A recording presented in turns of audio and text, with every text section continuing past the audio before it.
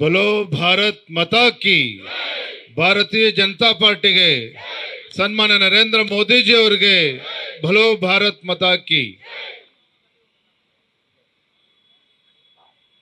ಇಂದಿನ ಈ ಕಾರ್ಯಕ್ರಮದಲ್ಲಿ ವೇದಿಕೆ ಮೇಲೆ ಆಸೀನರಾಗಿರ್ತಕ್ಕಂಥ ನಮ್ಮೆಲ್ಲರ ಹಿರಿಯರಾಗಿರ್ತಕ್ಕಂಥ ಮಾನ್ಯ ಶ್ರೀ ಕೇಂದ್ರದ ಸಚಿವರು, ಬೆಂಗಳೂರು ಉತ್ತರ ಕ್ಷೇತ್ರದ ಜನಪ್ರಿಯ ಸಂಸದರಾಗಿರ್ತಕ್ಕಂಥ ಮಾನ್ಯ ಶ್ರೀ ಸದಾನಂದ ಗೌಡಜಿರವರೇ, ವಿರೋಧ ಪಕ್ಷದ ನಾಯಕರಾಗಿರ್ತಕ್ಕಂಥ ಆರ್ ಅಶೋಕ್ ರವರೇ, ಪಕ್ಷದ ರಾಜ್ಯ ಪ್ರಧಾನ ಕಾರ್ಯದರ್ಶಿಗಳಾಗಿರ್ತಕ್ಕಂಥ ನಂದೀಶ್ ರೆಡ್ಡಿ ಅವರೇ, ಬೈರ್ತಿ ಬಸವರಾಜಣ್ಣ ಅವರೇ ಉಪಾಧ್ಯಕ್ಷರು, ಬೆಂಗಳೂರು ಮಹಾನಗರದ ಅಧ್ಯಕ್ಷಗಳಾಗಿರ್ತಕ್ಕಂಥ ರಾಮಮೂರ್ತಿ ಅವರೇ, ಹರೀಶ್ ಅವರೇ, ಸಪ್ತಗಿರಿ ಗೌಡ್ರೆ, ಇಲ್ಲಿ ಬಂದಿರತಕ್ಕಂಥ ಎಲ್ಲ ಪಕ್ಷದ ಹಿರಿಯ ಮುಖಂಡರೇ, ಮಾಳವಿಕಾ ಅವಿನಾಶ್ ಅವರೇ, ಶ್ರದ್ಧೆ ತಾಯಂದರೇ, ಕಾರ್ಯಕರ್ತ ಬಂಧುಗಳೇ, ಪತ್ರಿಕಾ ಹಾಗೂ ಮಾಧ್ಯಮದ ಸ್ನೇಹಿತರೆ, ಇನ್ನೇನು ಸದ್ಯದರಲ್ಲೇ ಅಥವಾ ಯಾವುದೇ ಕ್ಷಣದಲ್ಲಿ ಮಹಾ ಚುನಾವಣೆಯ ಅಥವಾ ಯುದ್ಧನೇ ಅಂತ ಹೇಳ್ಬೋದು, ಮಹಾಯುದ್ಧದ ಘೋಷಣೆ ಆಗೋದಿದೆ. ಯಾವ ಕ್ಷಣದಲ್ಲಾದರೂ ಸಹ ಮುಂದಿನ ಲೋಕಸಭಾ ಚುನಾವಣೆ ಘೋಷಣೆ ಆಗ್ತಕ್ಕಂಥ ಸಂದರ್ಭದಲ್ಲಿ ನಾವೆಲ್ಲರೂ ಕೂಡ ಸೇರಿದ್ದೇವೆ. ಇವತ್ತು ವಿಶೇಷವಾಗಿ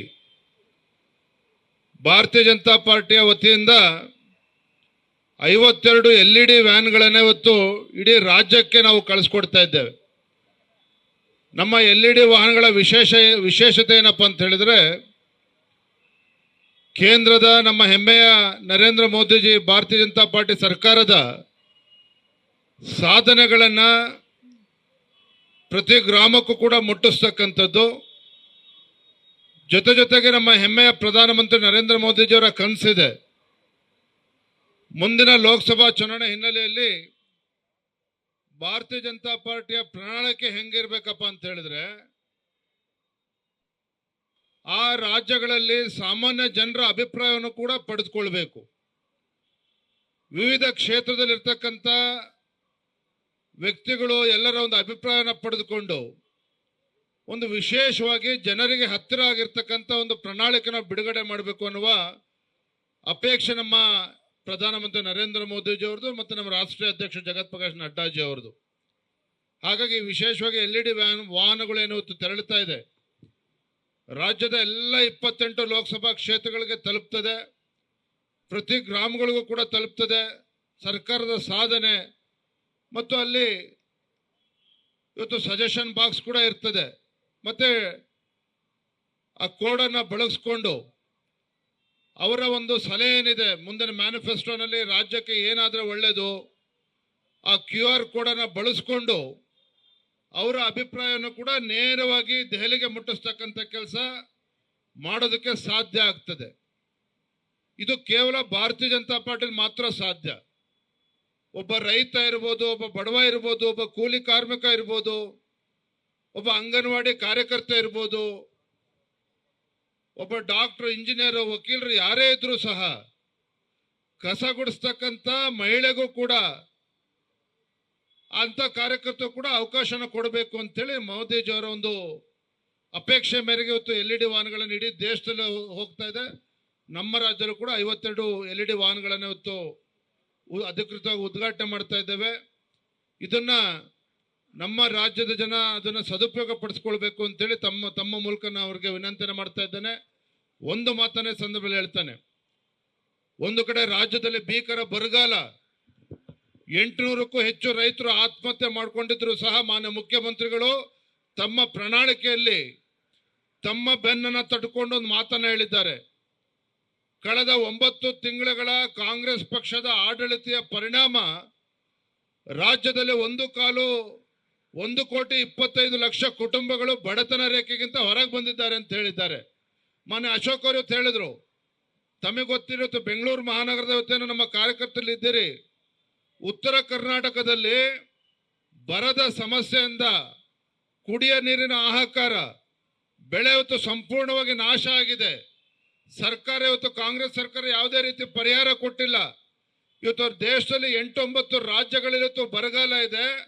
ಆ ರಾಜ್ಯದ ಮುಖ್ಯಮಂತ್ರಿಗಳು ನರೇಂದ್ರ ಮೋದಿಜಿಯವರ ಬೆಟ್ ಮಾಡಿ ತೋರಿಸ್ತಾ ಇಲ್ಲ. ಆ ರಾಜ್ಯದ ಮುಖ್ಯಮಂತ್ರಿಗಳು ತನ್ನ ಜವಾಬ್ದಾರಿಯನ್ನ ನಿರ್ವಹಿಸ್ತಾ ಇದ್ದಾರೆ. ಆ ರಾಜ್ಯದ ರೈತರಿಗೆ ಸಂಕಷ್ಟಕ್ಕೆ ಪರಿಹಾರ ನೀಡ್ತಕ್ಕಂಥ ಕೆಲಸ ಮಾಡ್ತಾ ಇದ್ದಾರೆ. ಇಡೀ ದೇಶದಲ್ಲಿ ಇವತ್ತು ಬರಗಾಲದ ಸಂದರ್ಭದಲ್ಲಿ ನಿರ್ವಹಣೆ ಮಾಡ್ತಕ್ಕಂಥ ನಿಟ್ಟಿನಲ್ಲಿ ಸಂಪೂರ್ಣವಾಗಿ ವಿಫಲ ಆಗಿರ್ತಕ್ಕಂಥ ಸರ್ಕಾರ ದೇಶದಲ್ಲಿ ಯಾವ್ದಾರ ಇದ್ರೆ ರಾಜ್ಯದಲ್ಲಿರ್ತಕ್ಕಂಥ ಸಿದ್ದರಾಮಯ್ಯ ಅವರ ನೇತೃತ್ವದ ಕಾಂಗ್ರೆಸ್ ಸರ್ಕಾರ ಸಂಪೂರ್ಣ ವಿಫಲರಾಗಿದ್ದಾರೆ.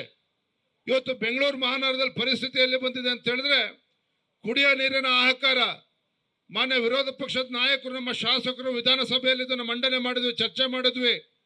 ನೀವು ಯಾವುದೋ ಅಮಲಿನಲ್ಲಿದ್ದೀರಿ, ಅಧಿಕಾರದ ಅಮಲಿನಲ್ಲಿ ತೇಲ್ತಾ ಇದ್ದೀರಿ, ರೈತರ ಸಮಸ್ಯೆಗೆ ಸ್ಪಂದನೆ ಮಾಡ್ತಾ ಇಲ್ಲ. ಕುಡಿಯೋ ನೀರಿನ ಹಾಹಾಕಾರ ಬೆಂಗಳೂರು ಮಹಾನಗರದಲ್ಲೂ ಕೂಡ ಕುಡಿಯೋ ನೀರಿನ ಹಾಹಾಕಾರ ಇದೆ ಅಂತ ಹೇಳಿದ್ರೆ ಇವತ್ತು ಏನ್ ಮಾಡಿದ್ದಾರೆ ಮಾನ್ಯ ಡಿ ಕೆ ಶಿವಕುಮಾರ್ ಅವರು? ನಿನ್ನೆ ದಿನ ಒಂದು ಸರ್ಕಾರಿ ಆಜ್ಞೆ ಹೊರಡಿಸಿದ್ದಾರೆ. 14 ಮಂಡಲಗಳಲ್ಲಿ 14 ಮಂಡಲಗಳಲ್ಲಿ ಇವತ್ತು ನೋಡಲ್ ಆಫೀಸರ್ನ ಆಯ್ಕೆ ಮಾಡಿದ್ದಾರೆ. ಯಾತಕ್ಕೆ? ಎಲ್ಲಿ ನೀರಿನ ಸಮಸ್ಯೆ ಇದೆ ಅಲ್ಲಿ ನೋಡಲ್ ಆಫೀಸರ್ ಗಮನಿಸಬೇಕು ಅಂತೇಳಿ. ಈ ಎಲ್ಲ ಪ್ರದೇಶಗಳು ಎಲ್ಲಿ ಬರ್ತದೆ? 14 ಪ್ರದೇಶಗಳು ಅಂತ ಹೇಳಿದ್ರೆ ಬೆಂಗಳೂರು ಗ್ರಾಮೀಣ ಲೋಕಸಭಾ ಕ್ಷೇತ್ರಕ್ಕಷ್ಟೇ ಸೀಮಿತ ಆಗಿರ್ತಕ್ಕಂಥದ್ದು. ಅಂದ್ರೆ ಮಾನ್ಯ ಡಿ ಕೆ ಶಿವಕುಮಾರ್ ಅವರ ಪ್ರಕಾರ ಇವತ್ತು ಬೆಂಗಳೂರಿನಲ್ಲಿ ರಾಜ್ಯದಲ್ಲಿ ಕುಡಿಯೋ ನೀರಿನ ಆಕಾರ ಎಲ್ಲೂ ಇಲ್ಲ. ಕೇವಲ ಬೆಂಗಳೂರು ಗ್ರಾಮಾಂತರ ಲೋಕಸಭಾ ಕ್ಷೇತ್ರದಲ್ಲಿ ಮಾತ್ರ ಕುಡಿಯೋ ನೀರಿನ ಸಮಸ್ಯೆ ಇದೆ. ಹಾಗಾಗಿ ಆ ಭಾಗದಲ್ಲಿ 14 ಜನ ನೋಡಲ್ ಆಫೀಸರ್ನ ಇವತ್ತು ಆಯ್ಕೆ ಮಾಡಿದ್ದಾರೆ. ಈ ರೀತಿ ಕುಡಿಯೋ ನೀರಿನ ವಿಚಾರದಲ್ಲೂ ಕೂಡ ರಾಜಕಾರಣ ಮಾಡ್ತಕ್ಕಂಥ ಇಂಥ ಉಪಮುಖ್ಯಮಂತ್ರಿಗಳು, ಬೆಂಗಳೂರಿನ ಉಸ್ತುವಾರಿ ಸಚಿವರು ಇವತ್ತು ಒಂದು ಸಿಂಟೆಕ್ಸ್ ಟ್ಯಾಂಕ್ ಅನ್ನ ಇಟ್ಟು ಅದಕ್ಕೊಂದು ಬ್ಯಾನರ್ ಹಾಕಿ ಇಡೀ ಬೆಂಗಳೂರು ಜಿಲ್ಲೆಗೆ ಒಂದು ಪಬ್ಲಿಸಿಟಿ ತೆಗೆದುಕೊಳ್ತಾ ಇದ್ದಾರೆ.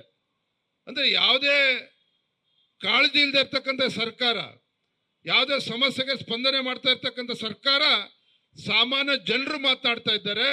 ಇಂಥ ದರಿದ್ರ ಸರ್ಕಾರ ಕರ್ನಾಟಕ ರಾಜ್ಯದಲ್ಲಿ ಇದ್ರಷ್ಟು ಸತ್ರಷ್ಟು ಅಂತೇಳಿ ಸಾಮಾನ್ಯ ಜನರು ಮಾತನಾಡ್ತಾ ಇದ್ದಾರೆ. ನಾನೇ ಮಾತನ್ನ ಹೇಳ್ತಾ ಇಲ್ಲ.